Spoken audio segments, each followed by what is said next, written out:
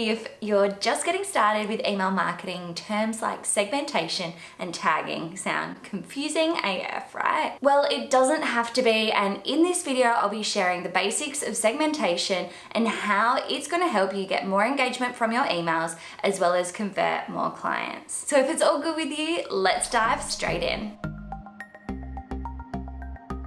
Hello and welcome to my channel. I'm Kate Emiley and I'm a brand and content strategist, and I help entrepreneurs grow their community, build connection and convert clients on autopilot. So what exactly is segmentation? Email list segmentation is a technique that email marketers use to send highly targeted emails by dividing up their list into smaller groups or segments. To keep things simple, think about it like this.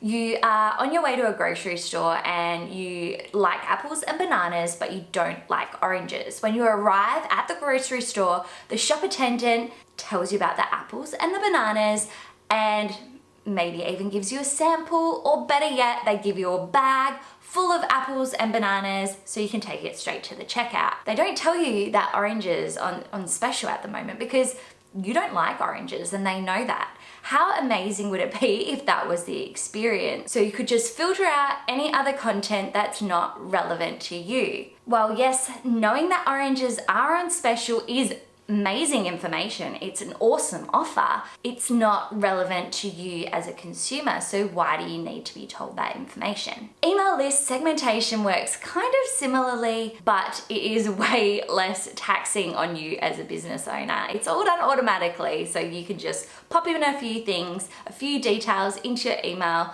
marketing software, and it takes care of the rest. While yes, you could continue to send out newsletters to your entire list in a broadcast style, these are going to be less likely to convert as they're not personalized in any way. You're not personalizing the content in the email for a specific subscriber. Before I give you my top 3 segmentation strategies, I want to share a couple of hypothetical examples with you so you can understand how segmentation works a little bit better and how it's going to be relevant to your business. But if you want to jump straight into the strategies, then check out the chapters for this video because that will show you where those strategies are. Okay, so let's dive into a couple of examples. First up, you're a nutritionist and you've worked out that your clients fit into 2 main categories.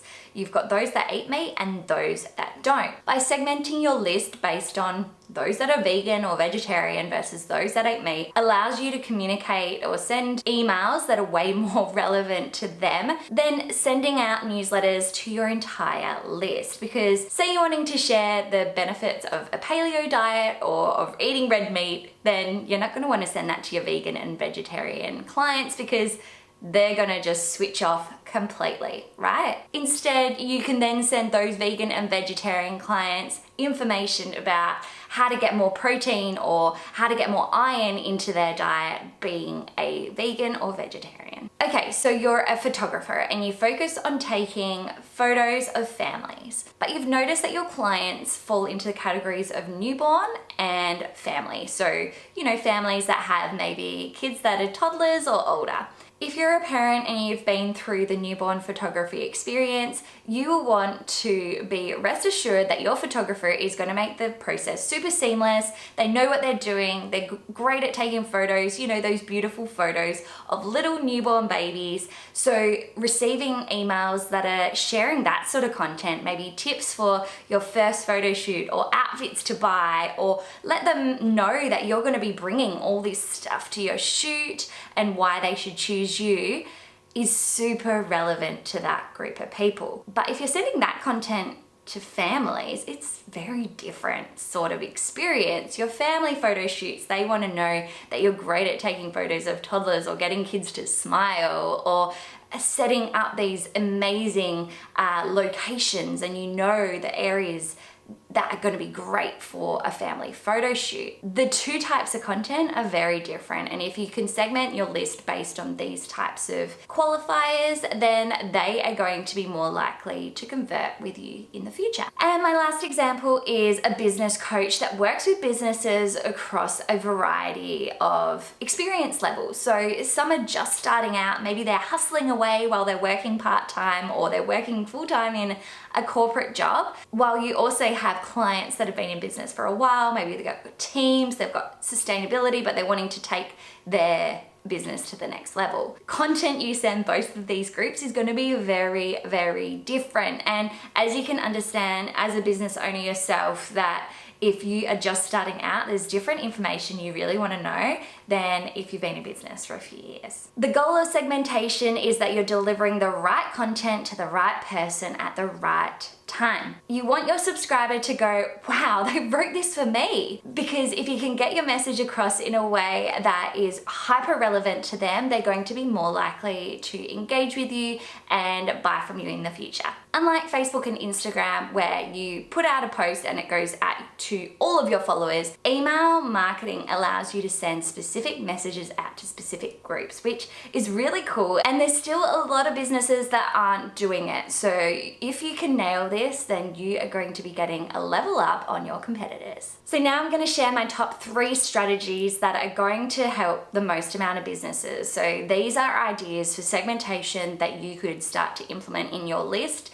in your email marketing software. So number 1 is client versus lead. So you can work out who is a client and tag them accordingly. And by doing that, you are sending them specific content or stopping them from receiving other content. So for example, you want to send out an offer about joining with you as a new client. Take your current clients out of that communication, because they don't need to be told that you've got this amazing sale and they can't actually take advantage of it. But on the other hand, you could also be providing your clients with some extra info. Maybe it's helping them to take something that they're doing to the next level or giving them the next step. You could also make your client list a VIP group so they receive content or offers before the rest of your list, which gives them that sort of exclusive experience to work with you or to buy into whatever it is that you're doing before everyone else. Strategy number 2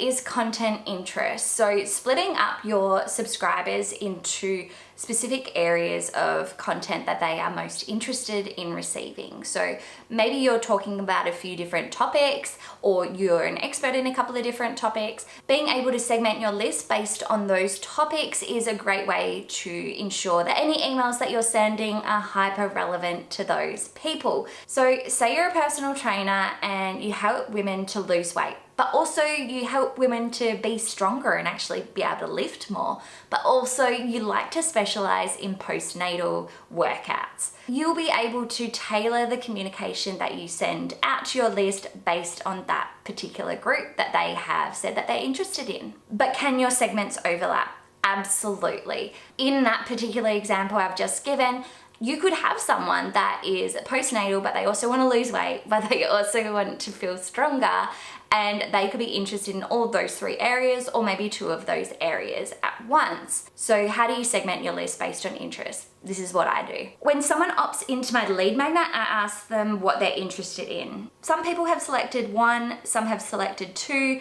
and some have selected all 3. And the beauty about this is I can easily send communication out about new videos I'm releasing or products that I'm offering that are specific to a segment, and know that they're actually going to be interested in that content. And the 3rd strategy is experience level. So this works well for coaches or anyone that's dealing with a variety of different clients that are, at different stages of the process. They've got different levels of knowledge. So you're able to meet them where they're at right now, whether they're a beginner or they're an expert, but they just need your help to go to that next level. So as I'm sure you can understand, if you've received content from a business coach or some other coach before, and they're sending you information that's super, super basic, and maybe you're already here, that's not going to be relevant, and you're going to switch off because you know that any emails that you receive from them aren't really going to help you, or maybe unsubscribe. But on the other hand, say you're at a beginner level and you're hearing about strategies or tips or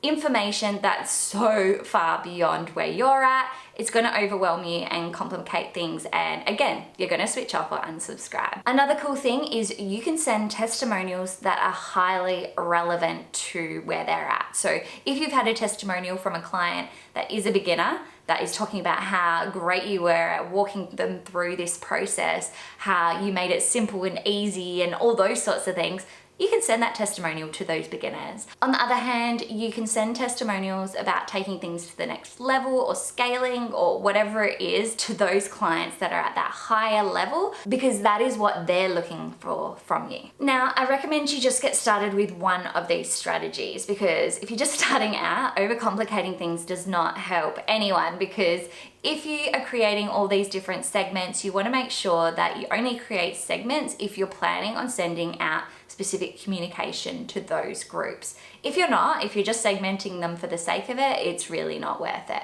So make sure that as part of your content strategy, you know what sorts of pieces of content you're going to be sending each of these groups. And when someone opts into a specific group, whether they've done it themselves when they've signed up to a lead magnet or signed up to your newsletter, which I showed you in my example, or you're manually tagging them if they've completed a particular action with you or they've acknowledged that they want to receive specific content from you. The cool thing about segmentation is that it leads perfectly into automation, because you can actually set up email sequences that are sent to those particular segments, so you don't actually need to lift a finger. Every time someone new subscribes to that particular segment, then they're going to receive a series of emails. So if you don't know anything about email automation, go and watch my video which teaches the basics on email automation, including my simple 3-part nurture sequence template. So that's it from me for today. I hope you love this video. Comment below if you have any questions about segmentation, but I hope to see you back here, as I'll be sharing a whole lot of other videos I know you're gonna love. So that's it for me for today.